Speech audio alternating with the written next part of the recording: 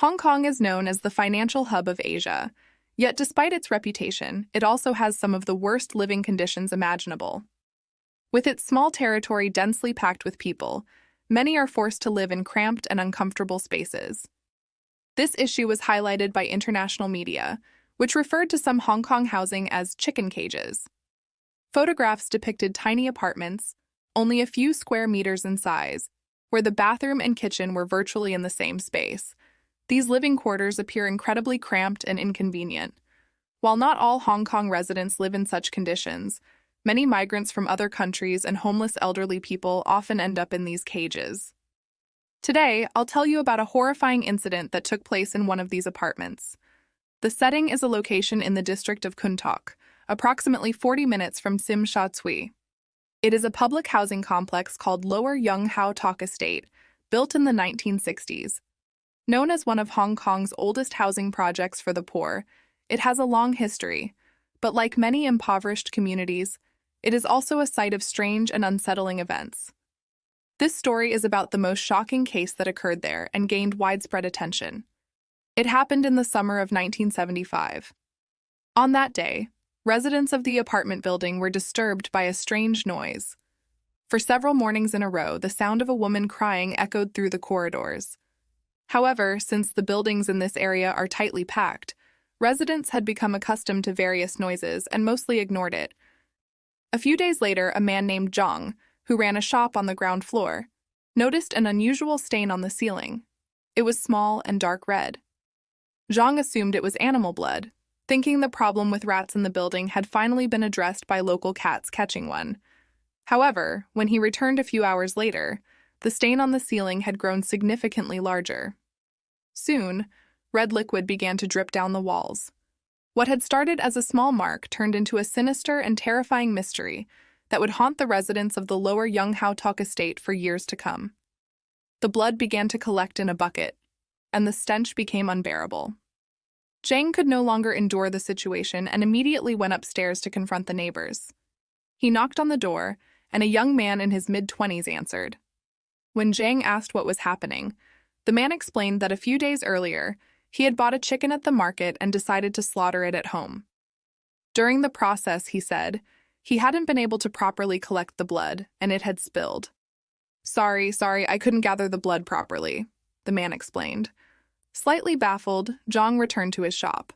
Soon, customers began arriving, and he became busy with his work.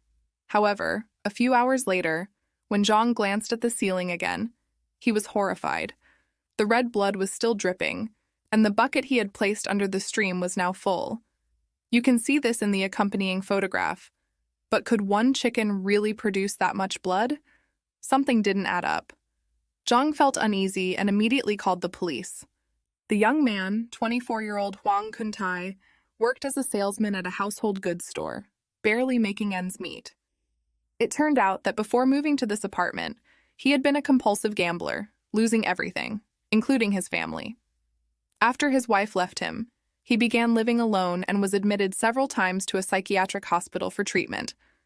Upon discharge, he received government assistance and eventually moved into this neighborhood. The following morning, on August 22, 1975, police responded to Zhang's call and raided Huang Kuntai's home. They thoroughly searched every corner of his apartment, paying particular attention to the ceiling area connected to Zhang's shop below. It turned out that this was Huang's kitchen. To provide some context, in the 1960s and 1970s, when gas was not yet widely available in Hong Kong, each household had a stove for cooking. Altering these stoves was strictly prohibited due to safety risks. When the police inspected Huang's stove, they discovered it had been sealed with cement. What lay hidden beneath would unravel a grim and horrifying truth. Why was the stove sealed with cement if it was such an essential feature? This was deeply suspicious. The police immediately began breaking through the cement, and as it was partially removed, a horrifying discovery was made. An overpowering stench filled the air, and through the newly exposed opening, a fragment of a human leg became visible. The police promptly arrested Huang Kuntai. The complete dismantling of the stove took 4 hours. As expected, inside they found the heavily decomposed body of a woman, wrapped entirely in newspapers soaked with blood. The victim was 54-year-old Leah Lai, Huang's neighbor, who also lived on the second floor of the building. She was a solitary woman with no family. But how did she end up dead in her neighbor's stove? After Huang Kuntai's arrest, it became evident that there was a unique relationship between him and Leah. Despite their age difference, they were closer than most neighbors. Leah affectionately called Huang her son, while he referred to her as mother. Perhaps these were the only meaningful connections they had in their otherwise lonely lives. One evening after work, Huang visited Leah for dinner, as he often did. During the meal, he confided in her about his frustrations with life, how tired he was of their cramped, impoverished living conditions. He dreamed of leaving the neighborhood and stabilizing his life, but the exorbitant housing prices in Hong Kong made such dreams seem impossible. Leah, after listening to his complaints, offered him an unexpected solution. She suggested selling him her apartment for 45,000 Hong Kong dollars.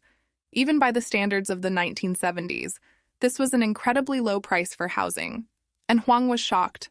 He asked why she would sell her home so cheaply. After a brief pause, Leah revealed a dark secret. Years ago, when she had first moved into the building, she had lived there with her best friend. But some years earlier, her friend, suffering from severe depression, had taken her own life by hanging herself in the apartment. This traumatic event had left Leah deeply scarred, and she could never fully recover from the emotional toll. Leah couldn't bring herself to leave the apartment despite the pain and fear caused by her friend's death. The memories tied to the space made it difficult for her to move on. As she grew older, however, she finally declared, "I need to leave this place. I want to forget my friend and live happily." Huang was stunned by her story, but he couldn't help feeling a spark of hope that he might finally buy her apartment at the low price she had offered. A few days later, Huang paid Leah 3,000 Hong Kong dollars, equivalent to 45,000 won. Strangely, Leah asked him to wait a few more days, delaying the move-in date. Though the money had already been paid, Huang assumed she needed more time to find another place and agreed to wait. On August 16th, however, Leah unexpectedly demanded an additional $2,000, stating that the amount she had received was too small. She now claimed she needed $5,000, 75,000 won, to sell the apartment. Huang was shocked by her sudden demand, and anger began to rise within him. He refused to pay the additional amount and demanded his money back. Leah, however, told him that she had already spent the money and refused to return it. She then threatened to sell the apartment to someone else if he didn't pay the extra amount. The situation escalated, and a heated argument broke out between them. During the altercation, Leah slapped Huang across the face. When he reacted, she grabbed him by the genitals and began shouting insults at him. Huang, overwhelmed by pain and rage, acted instinctively and struck her on the head. Leah, bleeding and struggling to scream, fell to the floor. At that moment, Huang lost control. Blinded by fury, he pinned her to the ground and began strangling her with all his strength. When Leah tried to scream, Huang stuffed her mouth with a nearby newspaper, silencing her cries as he continued his violent attack. This horrific moment marked the beginning of a crime that would shock the community, as Huang's anger and desperation led him down an irreversible path. After some time, the argument had ended, and Leah's body began to stiffen. It was only then that Huang realized she was dead. Panicking and unsure of what to do, he spent the entire night in the same room with her body.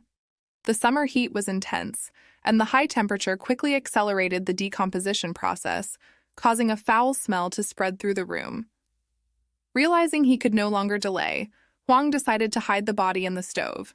He wrapped it in newspapers and placed it inside before sealing the stove with cement to completely block access. The odor was so strong that Huang had to apply the cement as tightly and carefully as possible. When the work was done, the stove looked perfectly ordinary, giving no hint of what lay hidden inside. Huang resumed his daily routine as if nothing had happened. However, 8 days later, on August 22nd, his crime was uncovered thanks to Zhang, the shop owner on the floor below, who noticed blood dripping from the ceiling. Huang was arrested, and after his detention, he confessed to murdering Leah and concealing her body. At his trial, a jury of 7 unanimously sentenced him to death. However, upon appeal, the sentence was commuted to life imprisonment. But that was not the end of the story. As previously mentioned, Huang had a history of psychiatric hospitalization. After his trial, he continued to suffer from hallucinations and auditory delusions. He was transferred to Siloam Psychiatric Hospital, where he underwent further treatment and remained for another 19 years. The case of Huang Kuntai became a chilling reminder of how desperation, mental instability, and unresolved trauma can culminate in unspeakable acts of violence, leaving lasting scars on the community. In December 1994, Huang was found dead in the restroom of the psychiatric hospital, having hanged himself with a belt. According to hospital staff, Huang often spoke to himself, pleading with the air, "Don't come near, don't come near." He lived in constant fear and anxiety, terrified of everything around him. After his death, residents of the neighborhood began to hear the sound of a woman crying late at night. No one knew whether these were the exhausted voices of the living, struggling under the weight of life, or the ghostly echoes of a woman who had died a violent death. Over time, the noises subsided, but 20 years later, in 1995, strange occurrences resurfaced. A family named Che moved into the building where Huang had lived and Leah had died. Soon after, the husband fell ill with pneumonia, and their 6-month-old son began crying incessantly every night at precisely midnight. Around this time, other residents reported seeing a woman standing outside the building, murmuring to herself. Rumors spread that it might be the spirit of Leah Lai, whose unrestful anger was still tied to the stove where her body had been hidden. Eventually, the Che family hastily moved out. The housing complex, now old and crumbling, was eventually demolished, erasing it from maps and leaving behind only tragic memories. For some, the building had been a place of survival, however impoverished, while for others it had become the site of horrific death. When the structure was torn down, did its sinister energy vanish along with it? Or does it linger still, haunting those who dare to remember the tragedies it held?